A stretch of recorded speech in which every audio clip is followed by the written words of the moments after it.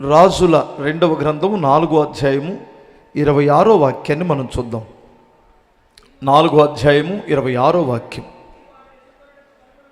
నీవు ఆమెను ఎదుర్కొనుటకు పరుగున పోయి, నీవును నీ పెనిమిటియు నీ బిడ్డయు నీవును నీ పెనిమిటియు నీ బిడ్డయు సుఖముగా ఉన్నారా అని అడగమని తన పనివాడైన గెహాజీతో చెప్పి పంపెను. అందుకామె సుఖముగా ఉన్నామని చెప్పెను. హల్లెలూయా చెప్పండి ఒకసారి. ప్రియులారా, మీరు జాగ్రత్తగా వినాలి. సరే, ఈమె సంగతి పక్కన పెడదాం. మీకు ఈమె సంగతి అంతా మీకు తెలుసు బాగా. ఇక్కడ దైవజనుడు ఆమె దేవుని సన్నిధికి రావడం చూసి, దేవుని మందిరానికి ఆమె రావడం చూసి, తన దగ్గర ఉన్నటువంటి పనివాడిని పంపించాడు. ఏమనంటే ఆమె పెనిమిటి, ఆమె బిడ్డ, ఆ ఇంట్లో ముగ్గురే ఉంటారు. వారు సుఖముగా క్షేమంగా ఉన్నారేమో ఒకసారి అడిగి తెలుసుకొని రాపో అని చెప్పాడు. ఆడెళ్ళి అడిగాడు, గెహాజీ వెళ్ళి అడిగాడు, అమ్మా, నీవు నీ పెనిమిటి నీ బిడ్డ నీ కుమారుడు సుఖముగా ఉన్నారా, క్షేమంగా ఉన్నారా అని అడిగితే ఆమె ఏమన్నదంటే, అయ్యా మేము సుఖముగానే ఉన్నాము అని చెప్పింది. స్తోత్రం చెప్పాలి. సరే, ఇప్పుడు నేను మీతో మాట్లాడాలి వాక్యంలో నుంచి అని నిర్ణయించుకుంది ఏమిటంటే, మనము సుఖముగా క్షేమముగా ఉండాలంటే వాక్యానుసారంగా మనం ఏం చేయాలి? సుఖము క్షేమముగా ఉండాలంటే ఏం చేయాలి? ఎప్పుడైనా మీరు ఆలోచించారా? ఈరోజున చాలామంది అబ్బబ్బబ్బబ్బబ్బా ప్రాణానికి సుఖం లేదండి అంటున్నారు. శరీరానికి సుఖం లేకపోయినా పర్వాలేదు, కానీ మనసుకు సుఖం కావాలి. శరీరానికి పగలంతా సుఖం లేకుండా కష్టపడినా పర్వాలేదు, చాలా ఆరోగ్యం.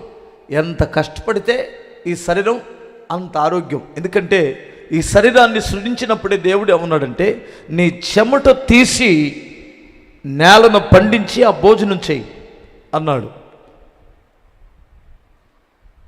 నీ చెమట ఎప్పుడైతే నీ శరీరంలో నుంచి బయటికి వెళ్తూ ఉంటుందో అంత ఆరోగ్యాన్ని కలిగి ఉంటావు. ఈరోజు ఇన్ని రోగాలకు కారణం ఏంటి తెలుసా? చెమట తీసే పని లేదు. చెమట తీస్తే ఆరోగ్యం అనే సంగతి ఇప్పటికీ డాక్టర్లు చెబుతున్నారు కదా. అందుకని చెమట వచ్చేటట్లు పరిగెత్తండి, చెమట వచ్చేటట్లు నడవండి, చెమట పట్టేటట్లు వంగి లేవండి, పని చెయ్యండి. ఏముంది, ఇప్పుడు స్త్రీలకు చాలా పనులు ఉంటాయి ఇంట్లో. ఎగ్జాంపుల్, ఇల్లు తుడుచుకొని వచ్చరికి చెమట పట్టిపోయింది, కానీ తుడిచావరు ఇల్లు. రోగాలకు ఎన్నైనా పెడతారు, కానీ ఎన్ని నొప్పులైనా భరిస్తారు, కానీ ఇల్లు మాత్రం తొడవరు. టక టక టక తుడుచుకుంటూ రావచ్చు. బట్టలు ఉతికితే చక్కగా ఏం లేదు, ఇలా బాగాల్సిన అవసరం లేదు, ఇలా అంటే చాలు. అర్థమవుతుందా? ఒళ్ళంతా కదిలిపోతుంది, బ్లడ్ సర్క్యులేషన్ జరిగిద్ది, దినాలు పెరుగుతాయి, సంవత్సరాలు పెరుగుతాయి, బ్రతికే సంవత్సరాలు పెరుగుతాయి. అర్థమవుతుందా? ఇంకా ఏమేమి పనులు ఉంటాయి అబ్బాయి ఇంట్లో? అబ్బాయిలను అడిగితే ఏం చెబుతారు? వాళ్ళు చేసినా చెప్పరు. హల్లెలూయా, స్తోత్రం చెప్పగలరా? మీరు కావాలంటే చూడండి, ఇళ్లలో పనులు చేసేవాళ్ళు ఎక్కువ రోజులు బతుకుతారు, ఇళ్లలో పనులు చేయించుకునే వాళ్ళు త్వరగా చచ్చిపోతారు. ఎందుకంటే వాళ్ళకి ఎక్సర్సైజ్ లేదు కదా, బాడీకి ఏదో ఒకటి చేయాలి కదా. మనం అనుకుంటున్నాం, పాపం కోటీశ్వరాలమ్మా, 4 పని మనుషులు పెట్టుకుందమ్మా, ఆమెకేమమ్మా అనుకుంటారు. హొట్టిదే, ఆమెకు ఆరోగ్యం లేదు. వాళ్ళ ఇంట్లో చేసే మనిషికి ఆరోగ్యం ఉంది, ఎందుకంటే ఆమె చెమట తీసిద్ది కదా. చూడండి, మీరు శరీరానికి సంబంధించినటువంటి సుఖం కాదు కోరుకోవాల్సింది, మనసుకి, కుటుంబంలో సుఖముగా క్షేమంగా కుటుంబం నెమ్మది కలిగి ఉండాలంటే ఏం చేయాలి? బైబిల్లో నేను 3 మాటలు చెప్పి ముగించేసి మిమ్మల్ని పంపించేస్తాను. హల్లెలూయా చెప్పగలరా? పేతురు రాసిన మొదటి పత్రిక 3వ అధ్యాయం 10వ వాక్యం చూడు.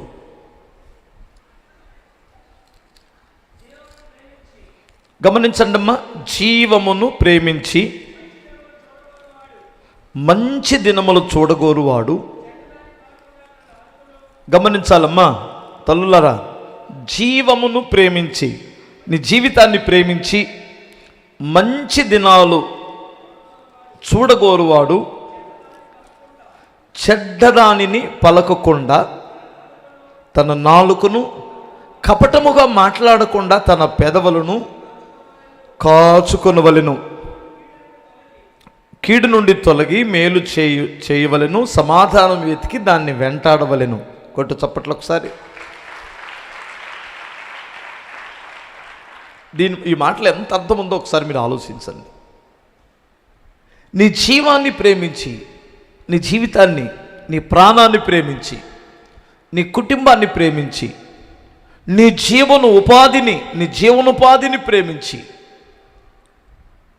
నీ జీవితాన్ని కాపాడుకోవాలనుకుంటే నువ్వేం చేయాలో తెలుసా?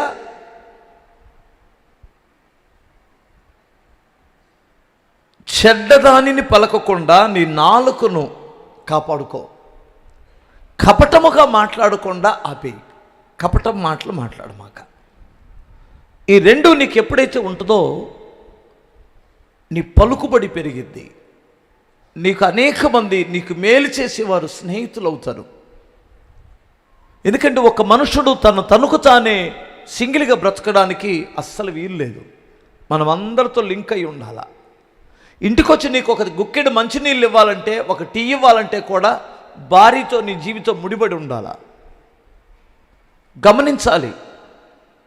ఇంట్లో వారు ఎక్కడిదాకెందుకు, నువ్వే కన్నావు నీ కొడుకుని, నువ్వే పెళ్లి చేసావు, నీకు కడుపులోకి అంత ముద్ద పెట్టాలంటే నీ కొడుకుతో, నీ కోడలతో, నీ మనవళ్ళతో, నీ మనవరాళ్ళతో నీ నోటిని చాలా జాగ్రత్తగా మాట్లాడుకోవడం నేర్చుకోవాలా. లేదంటే ఆ ముద్ద నీకు ఎగ్గొడతారు. జాగ్రత్తగా ఉండు. నువ్వు జీవాన్ని నువ్వు బ్రతకాలనుకుంటే సుఖముగా మంచి మాటలు మాట్లాడు, చెడ్డ మాటలు ఆపేయి ఫస్ట్. రెండోది, ఇంట్లో సమాజములో సంఘములో నీ స్నేహితులతో కపటముగా మాట్లాడమాక. ఉండేదంటే స్ట్రైట్ ఫార్వర్డ్గా ఉండు, స్ట్రైట్గా మాట్లాడు. కపటముగా మాట్లాడితే నువ్వు అనుకుంటున్నావు నేను కపటముగా మాట్లాడుతున్న సంగతి ఎదటవాడికి అర్థం కావట్లేదు, నేను సెటైర్ చేస్తున్నాను అనుకుంటున్నావు. నీ అంత బుర్ర తక్కువ ఎదవ రెండోవాడు లేడు. నీ ఎదుటివాడు బయటపడపోవచ్చు కానీ నువ్వు కపటదారి అనే సంగతి అతనికి అర్థమైపోయింది ఆల్రెడీ. కపటముగా నువ్వు పొగుడుతున్నావు అనే సంగతి అర్థమైపోయింది. కపటముగా మాట్లాడుతున్నావు, కన్నుగీటుతూ మాట్లాడుతున్నావు అనే సంగతి ఎదుటి వారికి అర్థమైపోయింది. నీలాంటి బుర్ర తక్కువడు కాదు నీ ఎదుటివాడు. ఆల్రెడీ అర్థమైపోయి కామ్ అయిపోయాడు.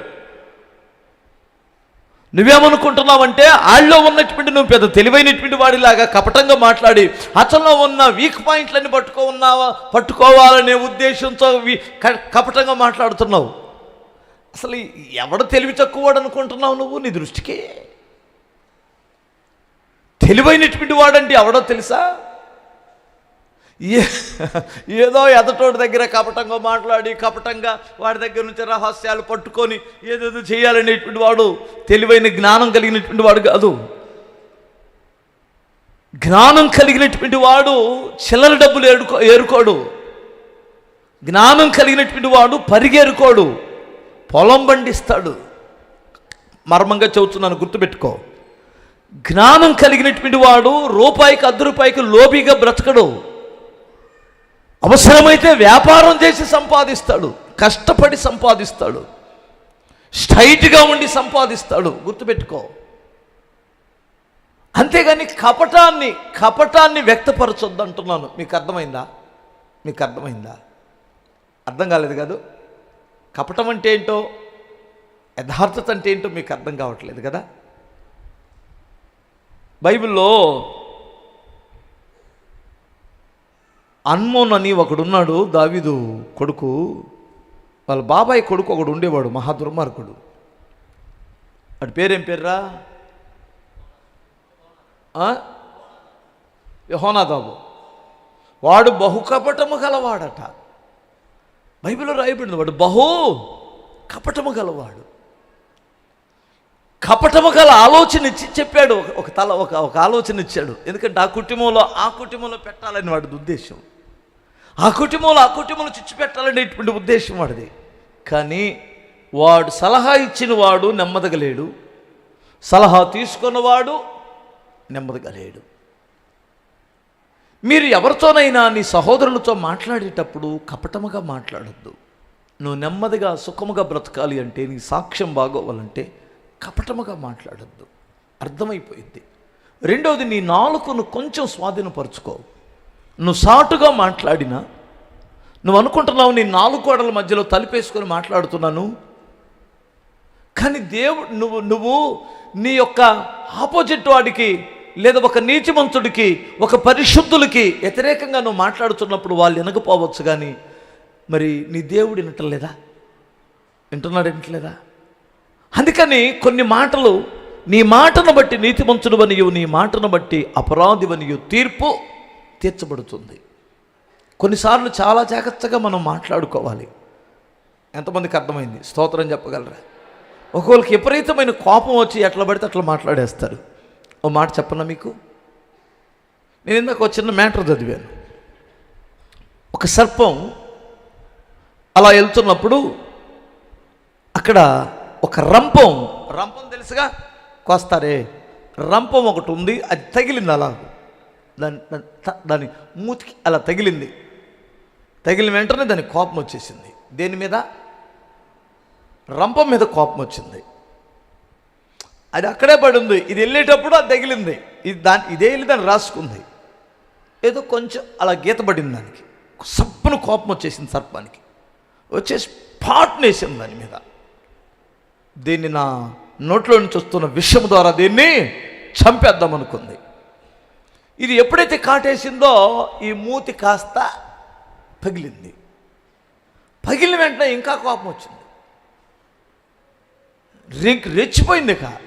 రెచ్చిపోయి దీని సంగతి ఇలా కాదు, దీన్ని చుట్టూ ఇలా మెలేసి దీన్ని ఒత్తి చంపేయాలనుకుంది.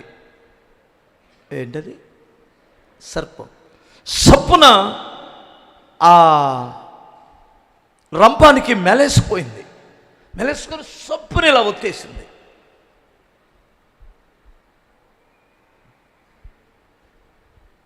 దానికి పొట్టపేగులు బయటికి రాలేదు, దానికి కనుగుడ్లు బయటికి రాలేదు. దీనిలో ఉన్న అవయవాలన్నీ బయటపడిపోతున్నాయి. దాన్ని ఇబ్బంది పెట్టాలని, ఒత్తాలని, దాని సంగతి తేలవాలని చుట్టేసి ఒత్తేసింది. ఇబ్బంది పెట్టాలని, దాన్ని చంపేయాలని. దేన్ని? రంపాన్ని. చివరకు గుట్టుకుని చచ్చిపోయింది. కొంతమంది నీ కెపాసిటీ నీకు తెలియక, నీ బలమేమిటో నీకు తెలియక పెద్ద వాళ్ళని చుట్టేసి మింగాలనుకుంటుంటావు. మా ఓనర్ గారు నేను లేకపోతే ఏం చేస్తాడో చూస్తాను, అసలు నేను పనికి వెళ్ళకపోతే ఏం చేస్తాడో, నేను జాబ్కి వెళ్ళకపోతే ఏం చేస్తాడో, నేను పని చేయకపోతే ఏం చేస్తాడో, నేను అసలు ఇలా వచ్చేస్తావు. గుడ్లు వెళ్ళేది ఎవరికే? మరి పిచ్చోడా, అది రంపం, అది ఒక వినప వస్తువు. నీకున్న విషయంతో నువ్వేదో చేయాలనుకోవచ్చు. పిచ్చి పని చేస్తున్నావా? మంచి పెద్దోళ్ళ జోలికి వెళ్తాడు. పెద్దోళ్ళని నష్టపరచాలని ప్లాన్ మనోడిది. ఉత్తేద్దాం, చంపేద్దాం, హాని తెచ్చుకుంటావు. స్తోత్రం చెప్పగలరా? ఎంతమందికి అర్థమవుతుంది? ఎగ్జాంపుల్, ఈ సహవాసమే ఉందనుకో. ఈ సహవాసం అనేటువంటిది మ్యాక్సిస్ గారి బలమా, పరిచారకుల బలమా, సంఘ బలమా, దేవుని బలమా? ఇది ఇప్పుడు పరిచర్యని ఇబ్బంది పెట్టాలనుకొని ఒకడు లేచాడు అనుకో, ఎవడికి చుట్టేసుకున్నట్టు? రంపానికేగా. స్తోత్రం చెప్పు ఒకసారి. పరిచర్యని నేను ఇబ్బంది పెట్టాలని ఇలా చుట్టుకున్నాడు అనుకో, ఎవరు తెగిపోతారు? కోపం వచ్చేసింది నీకు, దీని మీద సహవాసం మీద కోపం వచ్చేసింది, మండింది నీకు, మాట్లాడావు, మాట్లాడడమే దాన్ని చుట్టేసుకోవడం, వ్యతిరేకంగా లేవడమే చుట్టేసుకోవడం. ఎవరికి హాని జరిగిద్ది? సహవాసానిక? దీన్ని సహవాసాన్ని ఊపిరాడకుండా చేయాలనుకున్నాం. హల్లెలూయా. చూడండి, మనలో ఎవరు లేరు, కానీ ఒకవేళ ఉంటే చెబుతున్నాను. సహవాసాన్ని ఇబ్బంది పెడితే మ్యాచెస్ అనకు ఊపిరాడకుండా చేయాలనుకున్నాను అనుకోండి, నాకు ఊపిరాడిద్ది. ఎందుకంటే నాకు ఊపిరి పోసినోడు ఇంకోడు ఉన్నాడు కాబట్టి. ఊపిరి ఆడకుండా సహవాసాన్ని చేయాలనుకుంటే దీని సంఘము యొక్క శ్వాస దేవుని శ్వాస కాదా? చెప్పండి, మీరు అర్థమవుతుందా? సంఘం ఎవరి శరీరం? దేవుని శరీరం. సంఘం ఒకవేళ ఒక దేహమైతే, ఆ సంఘమే ఒక దేహమైతే, క్రీస్తు దేహమైతే, అందులో ఉన్న ప్రాణం ఎవరిదే? దేవునిది. గమనించాలి మీరు. అందుకని మనం ఏం చేయాలంటే, కొన్నిసార్లు మనకి తెలియక సంఘానికి వ్యతిరేకంగా మాట్లాడతాం, సహవాసానికి వ్యతిరేకంగా లేస్తాం. మీరు లేస్తున్నారని కాదమ్మా నేను అంటుంది, ఎగ్జాంపుల్ చెబుతున్నా నేను. నీ నోటి మాటను బట్టి నీ ఉద్యోగం పోవచ్చు, నీ నోటి మాటను బట్టి నీ జాబ్, నీ యొక్క వ్యాపారం దెబ్బతినొచ్చు, నీ నోటి మాటను బట్టి నీ కుటుంబం దెబ్బతినొచ్చు, నీ నోటిని మాటను బట్టి నీకు మేలు చేసే స్నేహితులు దూరం అవ్వచ్చు, నీ నోటి మాటను బట్టి నిన్ను ఘనపరిచేవారు, ఏమండి, నీకు ఉపయోగకరమైనటువంటి వ్యక్తులను నువ్వు దూరం చేసుకోవచ్చు. ఎప్పుడైతే నీ సపోర్ట్ పోయిందో, నీకు సహాయం చేసే మనుషులు దూరం అవుతారో, నువ్వు దెబ్బతింటావు. అందుకని కొన్ని చోట్ల బాధ కలగవచ్చు, గాయం అవ్వచ్చు. నోటిని ఆచి తూచి నోరు తెరవాల. ఓకే, స్తోత్రం చెప్పాలి. జీవమును ప్రేమించి మంచి దినాలు చూడకోరితే నాలుకను స్వాధీనపరుచుకుంటాడు ఒక వ్యక్తి ఫస్ట్. అందుకని చాలా జాగ్రత్తగా మాట్లాడండి అమ్మ. ఇంట్లో కూడా అత్త ముందు కోడలు కావచ్చు, కోడల ముందు అత్త కావచ్చు. నా కోడలకి నాకున్న బంగారమో లేదంటే నాకున్న అరప్లాటో నా కోడలకి ఇవ్వాలనుకుంటుంది అత్త. నువ్వు ఆగిన వాగుడికి నిర్ణయం అయిపోయావు. ఏది ఏమైనా మా అత్తని నేనే చూసుకోవాలనుకుంది కోడలు మనసులో. నువ్వు ఆగిన పిచ్చి వాగుడికి దీనికి అన్నం పెట్టకూడదు, ఈ ముసలిదానికి అనుకుంటే చస్తావు. నీ మాటలు గుండెల్లో గుచ్చుతాయి. గుర్తుపెట్టుకోండి, కొన్నిసార్లు నీ మీద ఒక మంచి అభిప్రాయం ఉంటుంది, నీకంటే నాయకులకి, పెద్ద నాయకులకి, నీకంటే పైన ఉన్నటువంటి అధికారులకి చాలా మంచి అభిప్రాయం ఉంటుంది. ఏదైనా సహాయం చేయాలనుకుంటారు, ఏదైనా మేలు చేయాలనుకుంటారు. కానీ నీ ప్రవర్తన, నీ మాట, నువ్వు మాట్లాడిన మాటలు ఎవరో ఒకరి ద్వారా వచ్చి చెవులో పడింది. అప్పుడు నీ జీవనం దెబ్బతింటుంది, నీ జీవనానికి హాని వస్తుంది. అందుకని నోటి విషయంలో ఎవడైతే చాలా జాగ్రత్తగా ఉంటాడో, నీకు సుఖజీవంతో గడిచే సంవత్సరాలు నెమ్మదిగా, సుఖంగా, హ్యాపీగా, నీ లాభానికి కూడా వెలితి కలగదు. స్తోత్రం చెప్పాలి. నీ రాబడికి కూడా వెలితి కలగదు. చాలా బాగుంటుంది నీ వ్యాపారం కూడా. అందుకని నోటి మాటలు చాలా జాగ్రత్తగా ఉంటే నువ్వు నెమ్మదిగా, సుఖంగా ఉంటావని బైబిల్ చెబుతుంది. ఫస్ట్. 2 తిమోతికి రాసిన పత్రిక, మొదటి పత్రిక 2వ అధ్యాయం 1-2 వాక్యాలు.